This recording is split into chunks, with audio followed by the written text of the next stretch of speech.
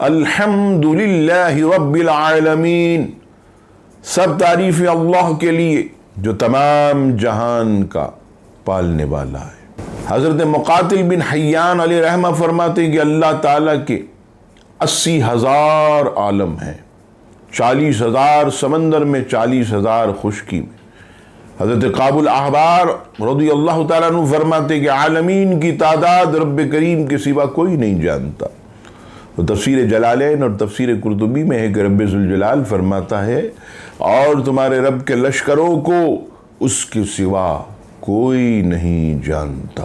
یہاں پر الحمدللہ یعنی سب تعریفیں اللہ کے لیے، یعنی ہر طرح کی حمد اور تعریف کا مستحق اللہ تبارک و تعالی، کیونکہ اللہ تبارک و تعالی کمال کی تمام صفات کا جامع ہے۔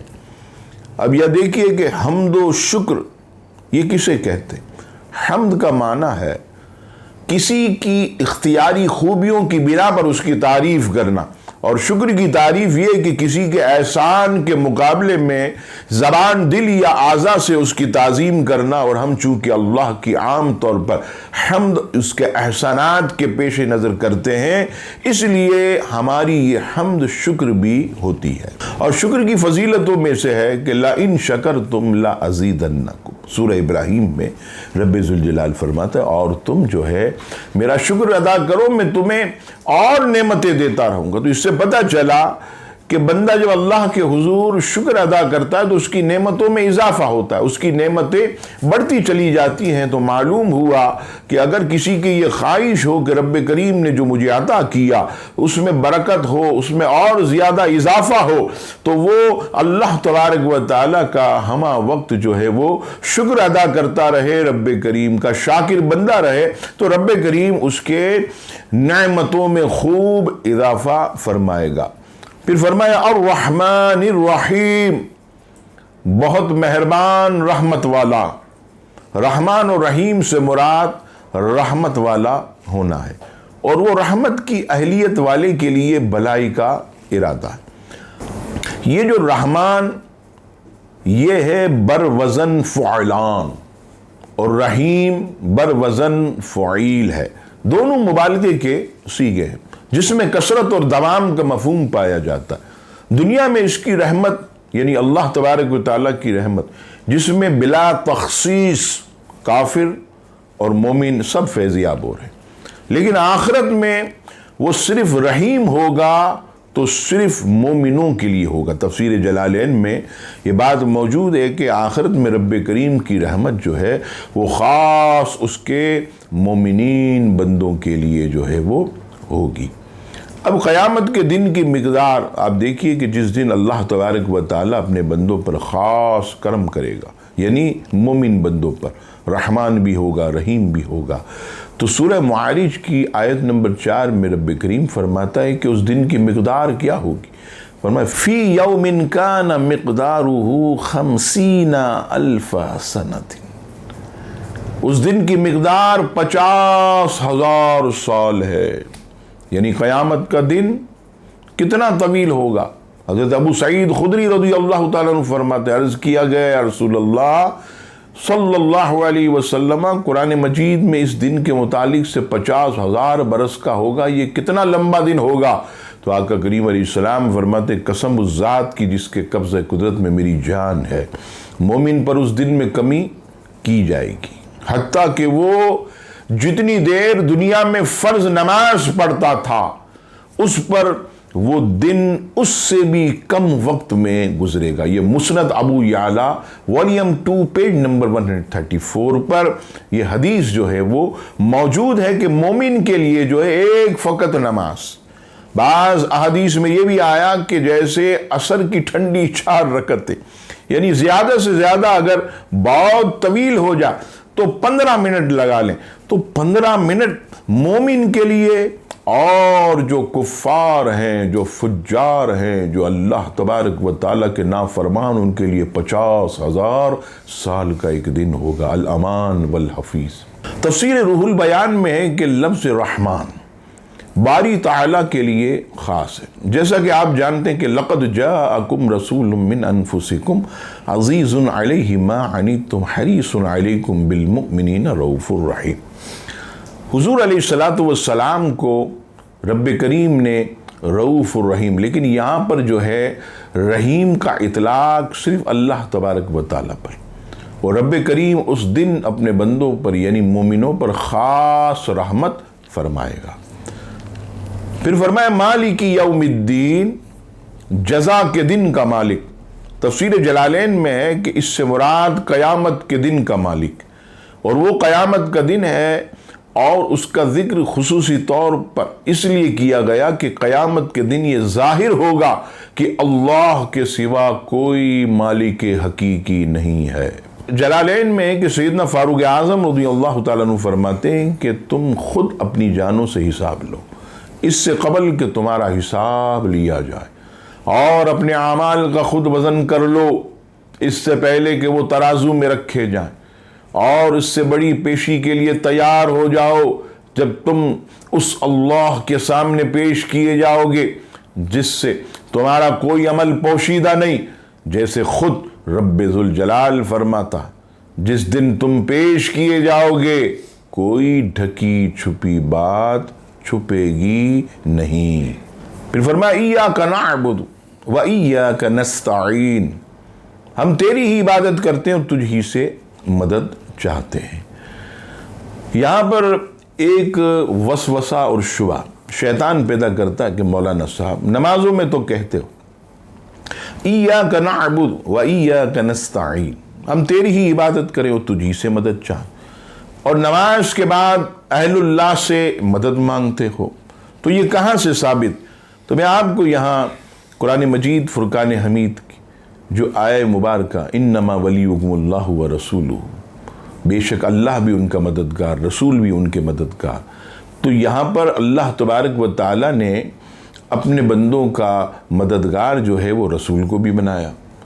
بعض آیتوں میں فرمایا مومنین بھی نیک لوگ تمہارے مددگار ہیں، جبریل بھی تمہارے مددگار، تو اللہ تبارک و تعالیٰ کی حقیقی مدد ہے، اور یہ جتنے بھی صالحین ہیں یہ سب مجازن یہ اللہ کی عطا سے جو ہے بندوں کی مدد کرتے ہیں۔ اور اس پر تفسیر عزیزی شاہ عبدالعزیز محدث دہلوی تمام مکاتب فکر کے نزدیک مسلمہ آپ شخصیت ہیں، آپ نے اپنی زندگی میں ایک تفسیر لکھی تفسیر عزیزی، زندگی نے وفا نہیں کی، چند پاروں کی تفسیر کی آپ وصال کر گئے۔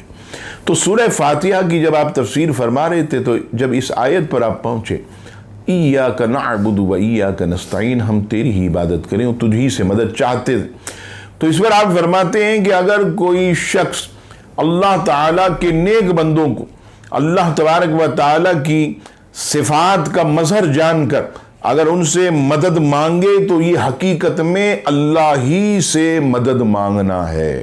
یعنی کیا مطلب؟ کہ حقیقی مدد اللہ ہی کی ہے، اور اللہ تبارک و تعالیٰ کی عطا سے صالحین بھی مدد کرتے ہیں۔ یہاں دیکھیے کہ شاہ عبدالعزیز محدث دہلوی علیہ رحمہ نے معاذ اللہ یہاں پر غیر اللہ سے مدد کو شرک نہ کہا، بلکہ آپ نے واضح فتویٰ دے دیا کہ مسلمانوں اگر تم صالحین سے مدد مانگتے ہو تو یہ اللہ تبارک و تعالیٰ ہی سے مدد مانگنا ہے، کیونکہ حقیقی مدد اللہ ہی کی ہے۔ اب یہ سوال ہوگا مولانا صاحب پھر اس آیت کا کیا مطلب؟ اس کا مطلب واضح ہے کہ مولا ہم تیری عبادت کے لیے تجھ سے مدد چاہتے ہیں، کہ مولا تیری اگر مدد نہیں ہوگی تو ہم ہرگز قیام میں کھڑے نہیں رہ سکتے، ہم ہرگز تسبیحات نہیں کر سکتے، ہم ہرگز رکوع و سجود کی مشقتیں برداشت نہیں کر سکتے۔ مولا تیری مدد چاہیے، تیری مدد چاہیے، تو مدد کرے گا ہم تیری بارگاہ میں کھڑے ہوں گے۔ تو معنی واضح ہے، ہم تیری عبادت کے لیے تجھ سے مدد چاہتے ہیں۔ پھر فرمایا اہدنا الصراط المستقیم، ہمیں سیدھے راستے پر چلا۔ صراط مستقیم سے مراد عقائد کا سیدھا راستہ، جس پر تمام انبیاء کرام علیہم السلام چلے، یا اس سے مراد اسلام کا سیدھا راستہ ہے جس پر اصحاب رسول، اہل بیت اطہار، بزرگان دین اور اولیاء کاملین چلے۔ جیسا کہ اگلی آیت میں موجود ہے، رب ذوالجلال نے انہی کے راستے پر چلنے اور انہی کے ساتھ ہونے کا حکم دیا۔ چنانچہ سورہ توبہ کی آیت نمبر 119 میں ارشاد ہوتا ہے، یا ایھا الذین آمنوا اتقوا اللہ وکونوا مع الصادقین، اے ایمان والو اللہ سے ڈرو اور سچوں کے ساتھ ہو جاؤ۔ ابن ماجہ کتاب الفتن حدیث نمبر 3950۔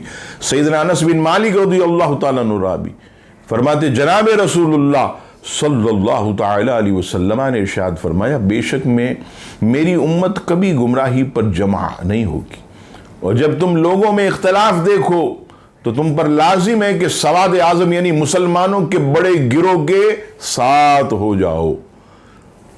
یہاں پر صراط مستقیم پر ثابت قدم رہنے کی جو ہے وہ دعا ہم سب کو جو ہے وہ کرنی چاہیے۔ چنانچہ ترمذی شریف کتاب القدر حدیث نمبر 2147، حضرت سیدنا انس بن مالک رضی اللہ تعالیٰ عنہ فرماتے ہیں کہ حضور علیہ السلام کثرت سے یہ دعا کرتے تھے، یا مقلب القلوب ثبت قلبی علی دینک، اے دلوں کو پھیرنے والے میرے دل کو اپنے دین پر ثابت قدم رکھ۔